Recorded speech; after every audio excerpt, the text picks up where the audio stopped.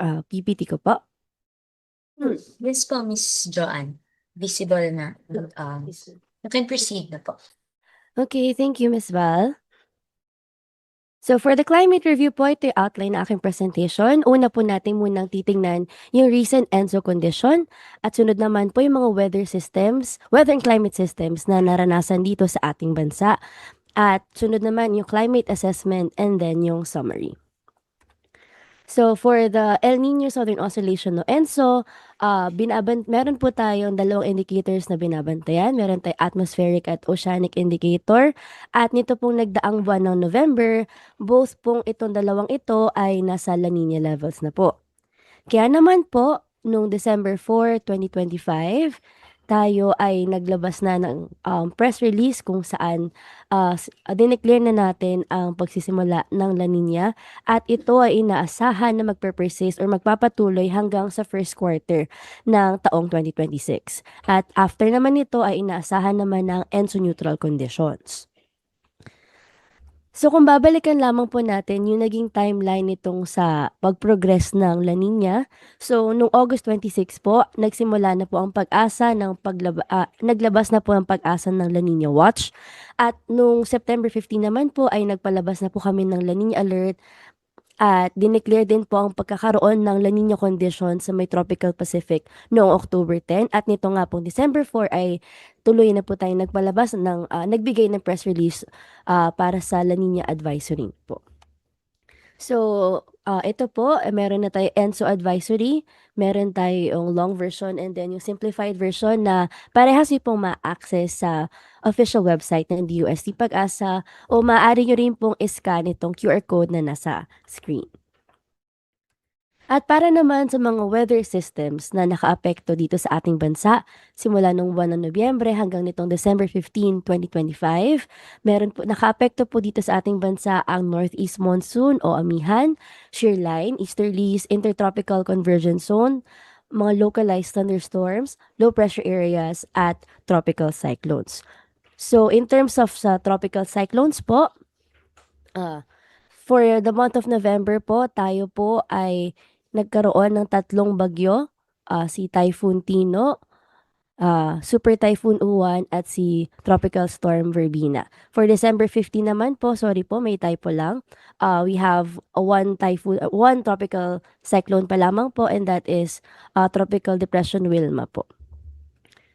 So para po dun sa tracks nung apat na bagyo, so ito po, makikita po natin na yung mga regions na naapektuhan at sa apat po na ito ang may pinakamalaking damage or impact dito sa ating bansa ay si Typhoon Tino at si Super Typhoon Uwan na nagdulot ng 286 na casualties at combined damages to agriculture at infrastructure na nag-amount up estimated hanggang 6 billion. That is according to the situational report mula sa NDRRMC. So kung atin pong titingnan yung mga naging impacts nitong mga bagyong ito, so for Typhoon Tino at Super Typhoon Uwan, ito ay nagdulot ng malawakang pagbaha sa iba't ibang parte ng ating bansa. So nakaapekto ito sa mga farmlands at sa iba pa mga infrastructures. At pati na rin itong sila Tropical Storm Verbena at Tropical Depression Wilma. So para naman sa rainfall assessment nitong nagdaang buwan ng Nobyembre, kung makikita po natin, malaking bahagi po ng ating bansa ang nakatanggap ng above normal rainfall conditions.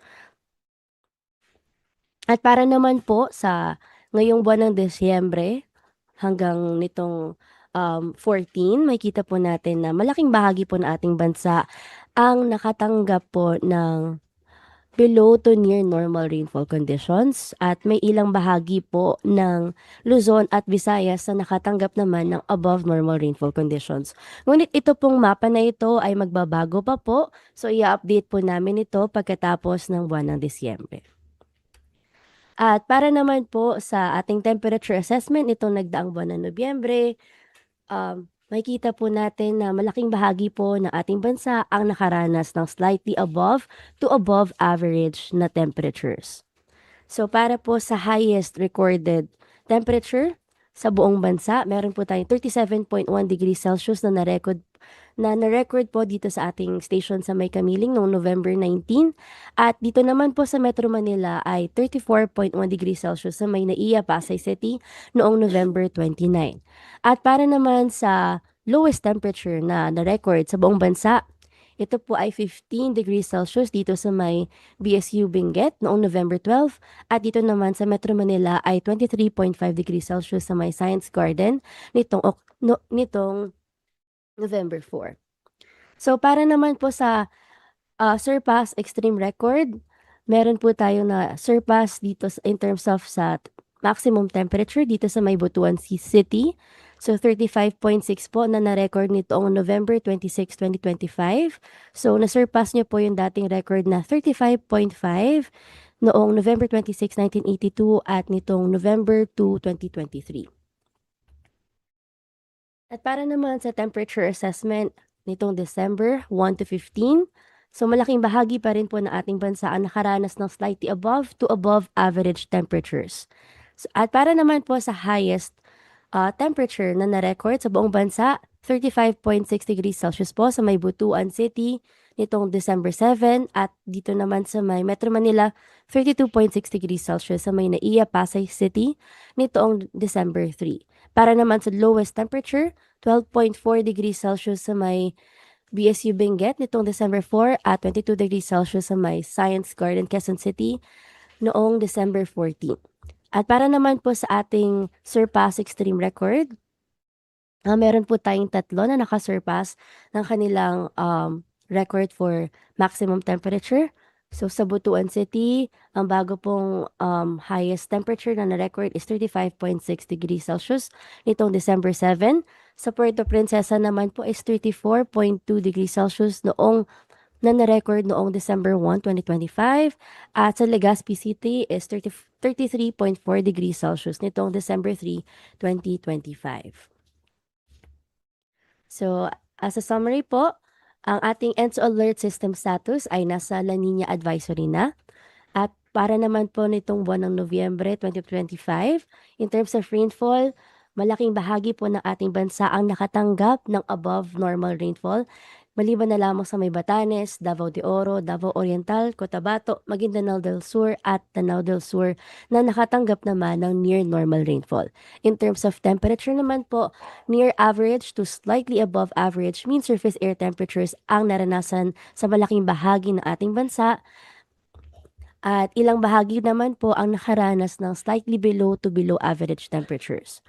For December 1 to 15 naman po, below to near normal rainfall conditions ang ating na-observe dito sa may Luzon, while near to above normal rainfall conditions ang ating nakita or na-observe dito sa may Visayas at Mindanao.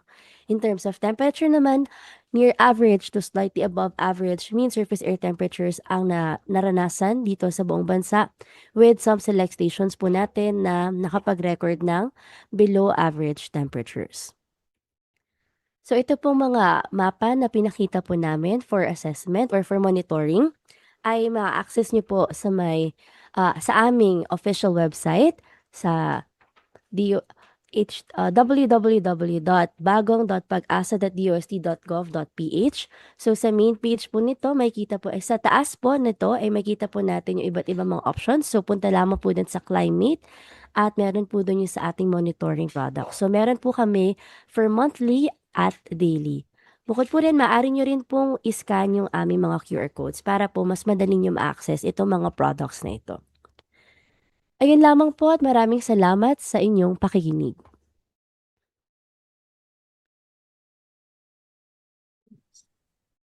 Maraming salamat po Miss Joanne for the update sa ating mga naranasan na mga pag-ulan at temperatura na ating naranasan nga ngayong mga nagdaang buwan.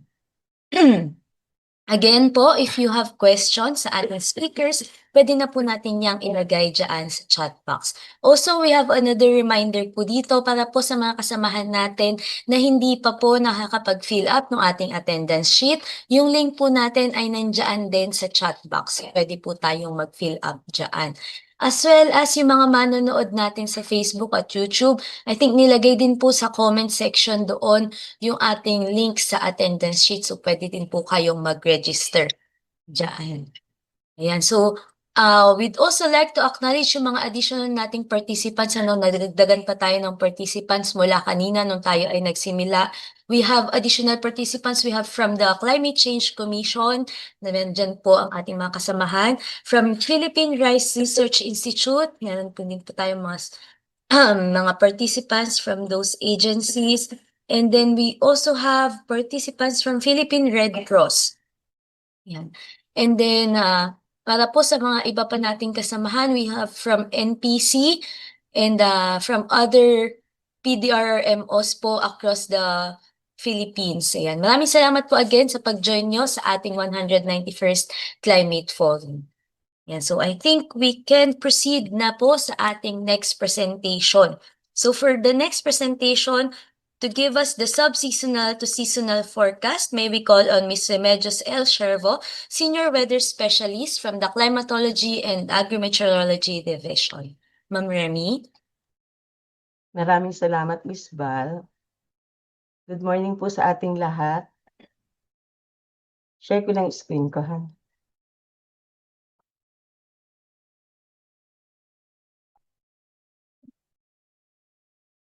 Okay na yung ano ko, no? Yes po, ma'am. Paki-present. Ayan. Okay na po. Again, good morning po sa ating lahat.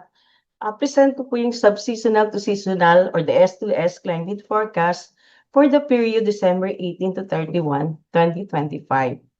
Yung outline po ng presentation ko first, the discussion what is sub-seasonal to seasonal or to S2S forecasting. Although lagi po itong nape-present pero still magre-review lang po tayo ng konti. Ano ba yung sources of predictability ng S2S or particularly yung MJO? And then the S2S climate forecast for the TC threat potential and the rainfall exceedance probability forecast for 2 weeks. And then the summary. Sub-seasonal prediction contribute to fill the gap between weather and seasonal time scale. It is a time average, pwede siyang pentad or 5 days or weekly, 7 days, climate forecast na may time scales from 2 weeks up to 2 months. Dito makikita natin sa graph, ito yung forecast lead times in days. 41 to 10 days of up to 14 days, yun yung mga weather prediction na binibigay natin, yung mga weather forecast, tropical cyclone forecast, and for 1 to 6 months or up to 1 year, yun yung seasonal prediction. Rainfall outlook, temperature outlook for the next 6 months, and then dito pumapasok yung sub-seasonal prediction, which is the forecast for 2 weeks up to 2 months.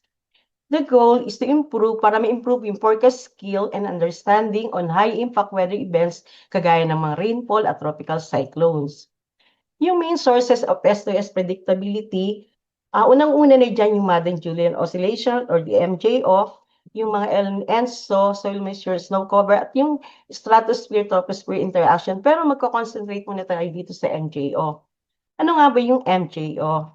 Mapapansin natin, ito yung eastward moving disturbance of clouds. Ito yung mga clouds, winds, rainfall, and pressures na nagsisircle sa tropical areas of the globe in 30 to 60 days. Over the maritime continent na kasama ang Pilipinas, both the MJO and ENSO are important sources of S2S skill. Bakit nga ba mahalaga ang MJO? Kasi makikita natin dito sa gitna, meron tayong example cycle for week 1. Pag nandito sa MJO, ito yung mga lugar na maraming cloudiness at cloud clusters. Over week 2 naman, pag natapat siya dito sa lugar nito, kagaya sa Pilipinas, for week 2, 3, kung nandito yung enhanced rainfall, sa ibang lugar, suppressed naman ang rainfall in the equatorial area, including the Philippines. MJO also act as modulator of tropical cyclone formation in the country. Balikan natin yung MJO pace in the past 40 days from the period November 5 to December 14, 2025. Diba sabi nga kanina, eastward propagation ng mga wind rainfall patterns. Dito sa graph natin, yung green, yun for the month of November na pace ng MJO, At yung blue naman ay for December, this one. Ano na to? Parang yung past na to. Dito, a strong signal of MJO was observed over the maritime continent and the Western Pacific in November and has weakened after reaching the Americas. Matatandaan natin as na-discuss din kanina ni Ms. Joanne, nung during the month of November, active ang MJO dito sa maritime continent at sa Western Pacific. Nagkaroon tayo ng 3 bagyo, si Typhoon Tino noong November 2 to 6, si Super Typhoon Uwan, at si Severe Tropical Storm Verbena. Lahat sila ay nagbigay ng maraming mga pag-ulan. Na nagjijive naman dito sa sinabi natin na ang MJO ay modulator at since yung MJO ay active sa maritime continent, marami siyang mga dalang cloud cluster na conducive din sa pag-develop ng bagyo. Tingnan naman natin yung magiging forecast evolution o yung phase forecast ng MJO for the next 15 days. Dito sa left, Jeff's forecast. Dito naman sa kanan, ECMWF. Dito sa graph, yung blue, yun yung week 2. Yung red color, yun yung forecast for week 1. Both ECMWF and JEPS ensemble may nag-indicate na MJO signal will strengthen over the Americas. Makita natin dito yung MJO ay nasa loob ng circle. Before, nabanggit na din na pag nasa loob ang MJO at wala siya sa atin, dito ang epekto niya sa atin, sa graph na to yung outgoing long wave radiation for December 16 at days 1 to 5 para sa graph na to. For days 6 to 10, makikita natin almost yung red color siya. Pag red color dito, ibig sabihin, suppress ang convection, ang convective activity dito sa area natin. From December 16 hanggang 11 to 15 days na forecast ay puro red color yung nakikita natin, meaning suppress ang convection, convective activity. Makikita natin mamaya sa ating forecast kung nag-jibe nga ba siya. Sub-seasonal to seasonal SDS climate forecast. Bibigay ko sa inyo yung tropical cyclone, TC threat potential at rainfall exceedance probability forecast. Ito po ginawa ng kasamahan natin dito sa CLIMS. For week 1, makikita natin dito, yung may black na to, may 1, may yellow. Ito yung kanyang week 1 na forecast para sa TC threat potential, December 18 to December 24. 2025, pag yellow yung nakita natin, low lang yung chance, low chance of formation. And for week 2, same with week 2, December 25 to 31, although meron siyang TCLB 2 and 3, pero both naman siya ay unlikely yung ang pag-develop niya. TC threat potential is unlikely during the forecast period. For December, ito yung tropical cyclone track, climatological track niya. Ito yung inaasahan nating mga bagyo just in case may mabuong bagyo. Ito yung mga climatological track niya. Meron siyang 5 track. Number 1, yung track na napo-form sa Western Pacific, nag-e-enter ng FAR, pero nagre-recarve towards the eastern part of FAR. Yun namang number 2 na track, napo-form din siya sa Western Pacific, nag-e-enter ng FAR, pero nagre-recarve before making landfall at pumupunta na siya sa northeastern part of FAR. Number 3, landfalling. Nagla-landfall siya sa northern part or central Luzon, moving towards Hong Kong after exiting the landmass. For track number 4, landfalling din siya, traversing southern Luzon, northern Visayas area, and then moving towards Vietnam. For this track number 5, climatological track, landfalling thesis nagtatraverse sa southern Visayas and northern Mindanao and moving towards Thailand. For the rainfall exceedance probability forecast, ito yung forecast natin, ano ba yung chance niya na mag-exceed siya ng 50 mm, 100 mm, 150 mm na rainfall. For the 50 mm rainfall, ito yung mga red color, ito yung high probability na yung mga lugar na to ay magkakatanggap o makaka-receive ng more than 50, malaki yung chance niya, high to very high, ang chance niya na maka-receive ng more than 50 mm. Kagaya dito, ito yung high over Batanes, Cagayan, eastern portion ng Isabela, Bicol region. Makikita nyo, almost part ng dito sa eastern at central Visayas. Gayon din naman dito sa Mindanao. Moderate to high naman dito sa eastern section ng CAR, yung natitirang bahagi ng CAR, rest ng Isabela, dahil may part pa nito, Quezon, most of Mimaropa, and the rest of Visayas and Mindanao. Then, for the rest of Luzon, yung white color, maliit lang yung chance niya na magkaroon siya ng 50 mm rainfall. For the 100 mm rainfall naman, high to very high ang chance niya sa over eastern Samar and Dinagat Island. Low to moderate naman over the rest of Visayas and Mindanao. Moderate to high sa Batanes, Ulili Island, the rest of Eastern Visayas, yung portion na to. Ito yung ating legend. Pag red niya, very high probability. Yellow to red, high probability. Green to light to blue, moderate probability. At pag white to bahagyang green, low probability. Ang chance niya naman na mag-exceed ng 150 mm ay moderate to high over the easternmost section of Cagayan and Isabela, eastern Samar, and eastern Mindanao. Low to moderate naman over the rest of eastern Luzon, eastern Visayas, and eastern Mindanao. At sa natitirang bahagi ng bansa, maliit ang chance na magkaroon siya ng 150 mm na rainfall. For week 2, December 25 to 31, ito yung Christmas season natin. Maliit lang yung chance niya na magkaroon ng 50 mm dito sa bandang Luzon. Meron lang siyang moderate to high over most of Bicol region, Palawan, most of Visayas, and Mindanao. Pero hindi siya high to very high. And low over the rest of Luzon. For 100 mm rainfall exceedance, dito sa Visayas at Mindanao, low to moderate lang, including Bicol region. And for the rest of Luzon, wala po tayong ganong inaasahang ulan. And to exceed 150 mm, same with 100, low to moderate lang siya, Eastern Visayas and Dinagat Island. And for the rest of the country, low ang chance niya na mag-exceed ng 150 mm. For the S2S Outlook Summary, ito yung ating mga climate drivers, yung MJO, yung ating La Nina na na-discuss na kanina. Yung TC threat potential natin for week 1 and week 2 is unlikely over the forecast period. Sa ngayon po, sa forecast sa lead time ngayon, wala po tayong inaasahan na bagyo for December 18 to 31, 2025. Sana nga po wag na magbago yung forecast para yung base yung mga ating holiday.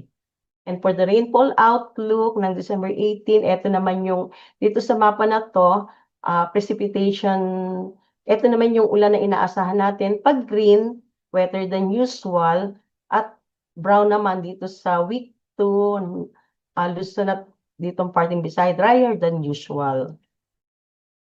Kung gusto niyo pong balikan yung mga nabanggit ko kanina, na-present kanina, makikita niyo po yun sa ating website. Punta lamang po kayo dito sa Tropical Cyclone, dito sa ating sa Pag-asa website na nakasulat po dito. And then, yung drop-down menu ng Tropical Cyclone, makita natin TC Threat Potential Forecast. And then, ibibigay na po sa atin yung Tropical Cyclone na mga forecast na mapa na updated. Then, for the rainfall exceedance, punta lang kayo sa under climate, na drop-down, climate prediction. For the sub-seasonal, lilito na po yung JEPS forecast natin at yung NCEP forecast. Ito naman yung sa aming website. At yun lamang po, maraming salamat sa inyong pakikinig. Merry Christmas and Happy New Year po. Thank you, Ms. Val. Maraming salamat po, Ma'am Remy, for the update ng ating sub-seasonal to seasonal forecast. So nakita naman po natin, although may nakikita tayong TCLV, medyo low pa naman po yung probability nito. And sana nga po hanggang sa mga susunod na weeks, hanggang matapos yung forecast period na yun, is manatili siyang low. Para naman po makapag-celebrate tayo ng masaya at wala tayong iniisip na weather disturbance habang tayo ay nagsasaya kasama ng ating mga pamilya. Sa ngayon po, I think we can have a 5-minute break to refresh lang po our minds and such and makainom man lang po tayo ng tubig ano. So sa ating pagbabalik po, bibigyan na natin yung ating inaantay na climate outlook. So let's be back here, I think by 10:15. Yan. So balik po tayo by 10:15. Maraming salamat po.